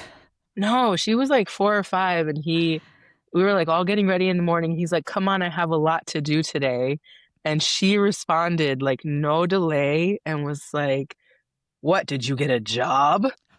Oh no. And my husband just like he just walked out of the room. He was like, Oh "No." man. And it was just like little things like that because she did, I'm watering again, but she experienced him working, right? So she had known that, and now I think she's kind of like forgetting a little bit. Mm-hmm. My son, on the other hand, he was not even 2 when we made this transition. And so he, like, at one point was like, "You know how to cook?" to me. Oh And I'm wow. like, "Bro, like I am a very good cook." Mm-hmm. Right? Like a lot of the stuff your dad knows how to make is because I taught him. So like, what do you mean I know how to cook? And so it's just like weird little stuff like that, right? Where to them, this is normal that dad stays home and mom works and Mm-hmm. like that I travel for work and stuff like that. Like Mm-hmm. it's normal for them. And so I wonder now, like, what expectations is my daughter going to have of her husband, Right. the poor soul in the Right. future, right? Right. Like, no, you're gonna do some dishes. My dad always did the dishes. Like, you're gonna take care of this, that, and the other thing because that's normal, right? Mm-hmm. Mm-hmm. And for my son, like he's going to be tremendously supportive of his wife and whatever career she has because that's what he sees. And so I Yeah. think it's great for them. They see what their friends have and that's fine, right? But like Yeah. in their home, they see that it's more Yeah. equal. That's their And I normal. love that for them. Yeah. So that's great. Yeah. That's what I think I was more getting to is that because I know that you said you had that transition from him kind of becoming full-time dad at that point and you being that powerful mom, but like if you happen to have a girl and who only ever knows you and him in that role and sort of like you as this very powerful working career woman, and not to discount your older daughter is what I'm getting at. I have to make No, disclaimers no, no. like I that. mean, I think that as you get older, you forget earlier True. things. Like, I That's think true. she's kind of on the cusp with Okay. it, right? She like doesn't, she's not ever known me not in this role. She only now has the difference of him being at home, right? Mm-hmm. And so I think it's Okay. great all around. I think that their friends at school even like they know that I'm the traveling person and they have a dad that works at home. And so it kind of bleeds out into the world around you, Yeah. whether you want it to or not, right? That like Yeah. that's a possibility. Yeah. Just like any other For sure. non-traditional family like Absolutely. bleeds into, what kids know is possible or normal. Mm-hmm. And so I think it's a great thing. And whenever I can, I do like I go and speak to high school students and various groups and stuff like that. And they're always sort of like, how, Yeah. people have preconceived notions about a lot of things about me, then they crack me up Mhm. because, like I don't share this very often, or like it definitely doesn't come up unless people ask, right? But like I went to Yale undergrad, I went to Harvard Law School, Mhm. and people presume with those things that I had a different upbringing than I did. Mhm. Absolutely, right? Like they imagine like prep school, mom and dad at home, like all sorts of privileges, and that could not be further from the truth on all of those fronts, right? And it's an interesting thing that I've sort of grown up through because when I was an undergrad, I didn't fit in with the rich kids because they Yeah. can sniff you out, right? Like they Oh knew. yeah. Okay. And then when I got to law school, the background they had was that I'd gone to Yale undergrad. And so the kids who like would have been my immediate friends were like, oh no, she went to Yale. So like she's not gonna hang out with us from like state schools or whatever. I'm like, yes, I am though, you're my people. And so it was a little bit interesting to see those dynamics play out in different situations. And in my career, right? Like you have a new case, you go up against opposing counsel. These people are Googling immediately who you are. They're looking at your profile, they're trying to get a sense of like what the Mhm. competition is or whatever. And I never do that because I know that's just paper. Mhm. Like I'd Yeah. rather decide who you are based on my interactions with you than based on what Absolutely. I think I know based on your Mhm. background. Yeah. Because that's never what they're getting with me. It's just not. Um, and so, I work that to my advantage For sure. for sure. I will say that it was never like the kind of thought of your upbringing that intimidated me when I learned about where you went to school. It was more of like, well, I'm going to say every dumb thing possible when I talk to this person. That's how No. it's going to be. So I was actually nervous to interview to you today because I'm like, the contrast of intelligence is really going to be on display. No, That's no. how Oh my my brain gosh. works. It's fine. No, no. um, okay. Last listener question. This is from Jess, and she says, "How long did it take her to be comfortable going live sewing?" Oh my gosh. I think I pondered it for a few weeks, right? Like, and I was sort of like building up to it. I remember this. I was like, maybe I'll press the live button tonight, right? Like maybe I'll do this, like whatever. And it's always my husband who's like, just rip off the Band-Aid. Just like pick something easy that you've made before and just go do it. And if nobody shows up, who cares? Right? And that was basically what I did. It was a random night, but like the kids were in bed. He was off doing his thing, and I was like, all right, we're gonna do it. And I started talking to myself when nobody was there. And, like I said, I was That's the sweating, hardest part. but it wasn't so bad. Yeah. The funny thing is, Laquita was one of the first people who showed up. And she's so encouraging and talked to me, and that was helpful, right? Like, and already kind of knew the different things that I was into, and so like knew and could help out a little bit, and just did that because she's so kind. Hmm. And so I started with like a handful of people, and I think when I stopped doing it, there wasn't a time I went live that I had like fewer than 100 who were like watching the whole time. Hmm. And you can see when you log off how many that means like came and went and how many minutes or whatever. Yeah. But it was a really good group that we had from all sorts of different places, and it really was ripping off the Band-Aid, I feel like. Really. Yeah. You only grow in the uncomfortable space. Yeah. And That's been brought so up a that's what couple I did. times. There's a lot of growth that comes from that, from discomfort, for sure. And one of the things that has been a through line through all the episodes is like just doing the damn thing, make it exist, then make it better. And that's very, it rings true with everyone else that we've talked to. It's going to be uncomfortable. It's going to suck. You're going to make mistakes, and like that's okay. It's okay. You can still start it, and then you can make it better as you go. And I think that's exactly what I did with the podcast. And so it's been something that it's nerve wracking, but it does get easier. Like before we started the show, I said, I know that the first couple of minutes are always tough for me because, it's that awkward hello, introduce yourself. Nobody likes that. Nobody in existence likes that. But once you get past that, it's way more comfortable. And I've had to tell every guest that like it gets better, I promise. Even if it's really uncomfortable at the start. And that really is really true. And I never asked you like, so how long were you sewing before you started going live? A few years of Oh, like okay. more intense Yeah. sewing. Yeah. But yeah, like I said, it was sort of on and off since I was a lot younger. I forgot to mention to you when you said you made your son's costume. The first costume that I ever made for my daughter was Daenerys Targaryen, and it was the blue dress with like the brown boots for her Oh first my Halloween. gosh. I'll send you a picture of it because it's super cute. And I used a frozen Elsa wig for Oh for the my top of gosh. the outfit. Yeah, I mean that would have worked out perfectly for Yeah, so that Daenerys. was one of those things that I pulled the machine out for. Um, but yeah, I mean, I'm like a little bit sad when I think about it for all the time that I could have been making and I wasn't in that regard. But I mean, it's not like I wasn't being creative in other ways, so I Yeah. guess it's not that bad. Yeah.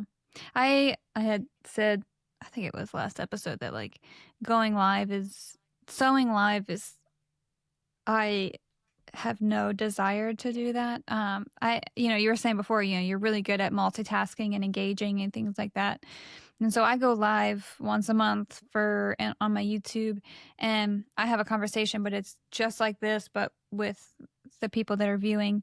And that is easy for me to do. I can do that. But like, if I am trying to read comments, respond, and maybe come up with something to talk about while also sewing, there's no way all of those things are going to stay afloat at the same time. So I appreciate and admire all of those who can do that, because it is not, I don't think it's in me. It may be, but I don't have a desire to do it at all. Okay, so the last part of the final press pass is for you to ask me a question. It can be anything. This is so hard. It is. Um, I'm gonna go with a cliche because I'm very interested to see what your answer is. Okay. But I would like to know if you could have a meal with any person alive or dead, who would it be? I have never been asked this question, but let me think about it. I would say that my first thought when you asked that question would be Stevie Nicks, and she's still alive.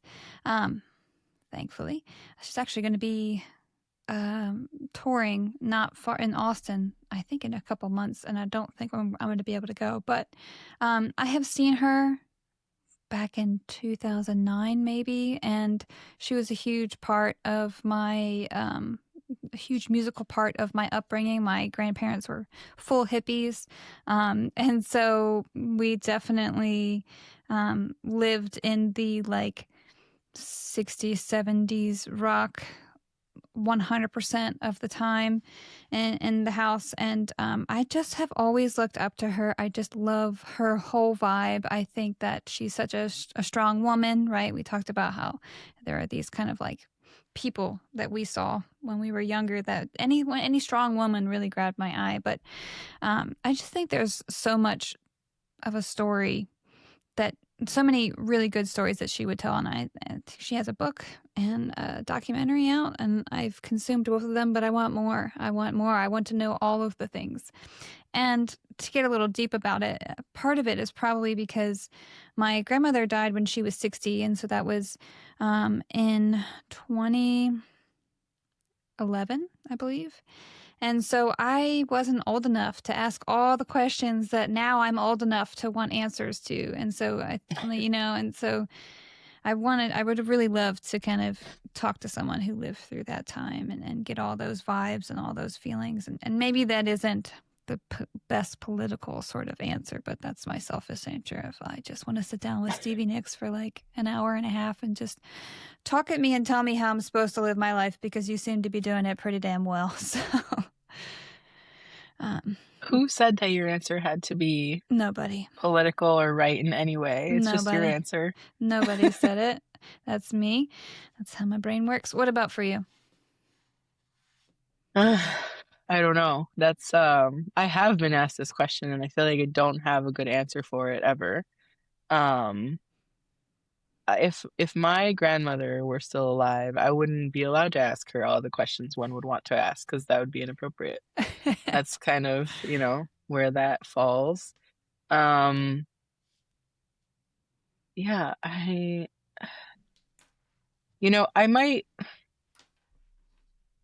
guess I might want to talk to Ruth Bader Ginsburg. I knew that was coming. I knew it was coming. Because I mean, I've told you this before, but Mm-hmm. like she wasn't someone that I like had on my radar or thought a lot about historically or anything, but she spoke at my commencement and it wasn't Yeah. scheduled. It was just like happened to happen. And what she shared, I thought was just like so it just stuck with me, you know? Mm-hmm. The things that she struggled through as a woman and a mother and still like look at where she ended up. Like Right. I just want to talk to her about those things. Right. Right. Like, give me more nuggets of wisdom, Mm-hmm. like how did you survive in like truly a man's world Yes. and be so successful? Mm-hmm. Um and be happy. So that's probably what I would do. Yeah. I just had a feeling you would answer that, and absolutely, she was extremely admirable of a human being, and very intelligent. And I would absolutely love to have a conversation with her. I wouldn't say a damn thing. Just talk at me. She's like, the floor is yours. Please go ahead. It's all you. Okay.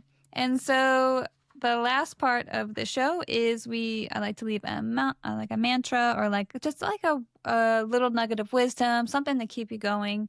And so for this one, I had something else, but I shelved that because I think a more fitting one for this episode is make something new every day. And so that is something that back in 2010, no, yeah, 2010, I kind of at a really low point and I was going through some therapy and I hadn't really been making anything for a couple of months. And my therapist was like, when's the last time you made something? I'm like, it's been a couple months. I was an art major at the time, and so I didn't really have a good hobby yet. And so she was like, I challenge you to make something new every day because creative output was so important for someone like me, for sure, but also a lot of people in our little creative world, right? It's what it is. It's a creative world. And so for years, I made sure that I made something new every day. And so at that point, I had been trying out jewelry making. And so I was doing like a lot of wire wrapping and things like that. And then that progressed to contributing to making something new every day. And so that was something that just has stuck with me. And it's like a life goal for me is to continue to do that. And because I'm such an advocate for creative output because it literally saved my life.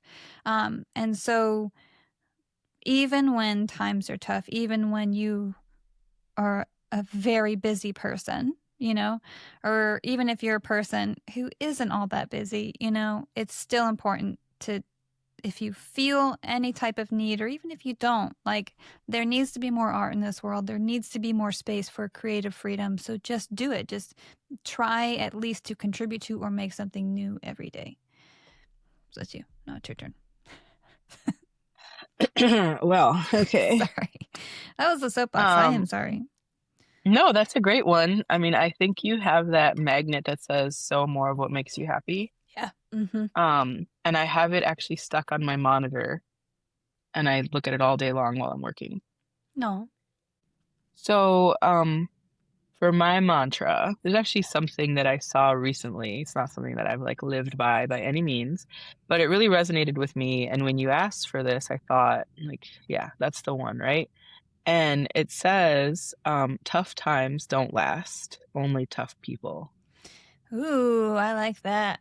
I like that. Right? Mm-hmm. I feel like it goes back to a lot of what we were talking about. Like if you're in a very busy period and you feel like you can't do it all, it's not going to stay that way forever. Right. But you can be tough the whole way Mm-hmm. through. So Mm-hmm.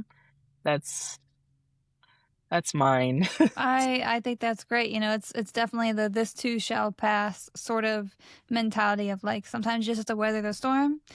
You're gonna have to be busy. That's that.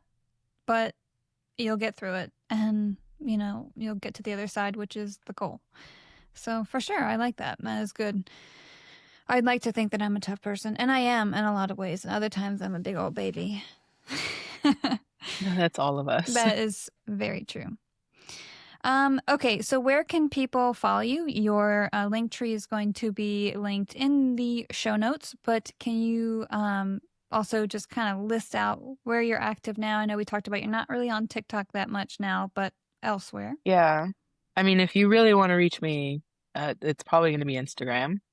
And then I do still see stuff from TikTok, less frequently. I have a Facebook page, but I've done nothing to cultivate it. Okay. I think like Instagram Reels and stuff pop over there. And so I have some people who I noticed are only on Facebook and they engage with that. Mm-hmm. And it's very small, but if you want to do that, go for it. Okay. And then YouTube, which like I said, I thought I was going to put more time into that this year. And when you make plans, God laughs. So that's where we are with that one, but eventually we'll get back over there. So mainly Instagram. That's Yeah, the I think best so. way.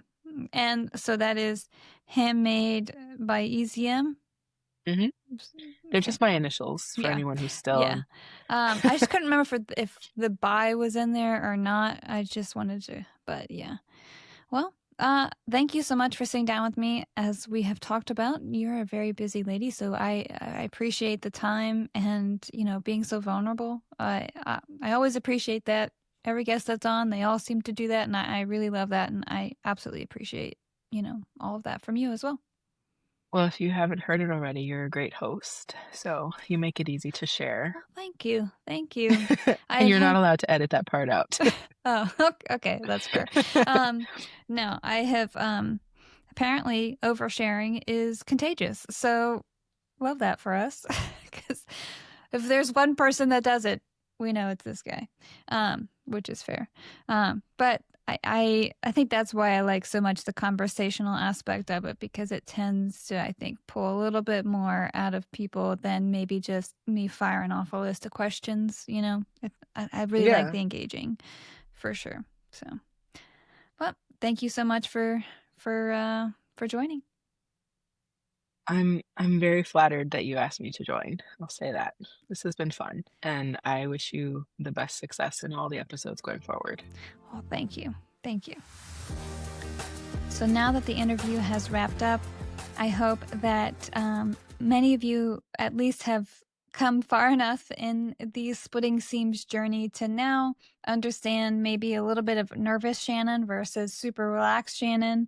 And this was definitely nervous Shannon at the beginning. I'm normally pretty good at masking it, but I felt it immensely at the beginning and throughout maybe the first half of this episode, because I really admire Elizabeth for her intelligence, and especially now learning about how well I say well, but that's my perspective on the outside looking in, but at least how seemingly well she successfully prioritizes things and is unapologetic for it. And I'm just so envious of that, and I appreciate that she has that for herself, because honestly, what other option does she have, right? Listening to her talk about that prioritizing and recognizing all those things, being very self-aware and very self-disciplined, I just find it very admirable. And so I hope you all enjoyed that conversation and kind of what we focused on, because I thought that this was such a kind of unique perspective within our community alone. And of course, now it is time for the Seam Society shoutouts. As always, if you don't know what that is one of the perks from the $10 tier on the Patreon. If you'd like that perk as well as many others, please consider subscribing. So for the last episode, I bunched you all together and I didn't hear any feedback about whether that was good or that was bad. It's a lot easier for me to group you all together, but I feel like it's a little less personal. So I'm just going to scrap that and we're going to do it individual until I feel like it's too much and too long. Tara V, thank you for supporting the show. Jessica A, thank you so much. Hua V, thank you for your continued support. Nicole H, thanks for supporting the show. Olivia C, thanks for supporting the show, and I can't wait to see your heated rivalry-themed Palia plot. Stacy K, thank you so much for supporting Splitting Seams. Jabby S, I cannot keep up with your vacations and I am so jealous, but thank you for continuing to support Splitting Seams no matter where you are. Greg H, thanks so much for supporting the show. Laurel Z, thank you so much for your continued support. Ash, thank you so much for supporting the show. Sam W., thank you so much for your continued support. Eileen, thank you so much for your continued support of Splitting Seams, and I so appreciate your comments on every episode. It truly means a lot to hear your feedback. Jess P., thank you for supporting Splitting Seams. So these last three are new members to the Seam Society, so I'd like to extend a warm welcome and a thanks for supporting the show. Amanda S., Carrie A., and Gina S. And everyone else, thank you so much for listening or watching, whichever. It's much appreciated. If you can, please review the show or subscribe to the YouTube channel. Engage with it, follow it, whatever the buttons are on whatever the platforms are. I would appreciate it. Thank you so much, and until next time.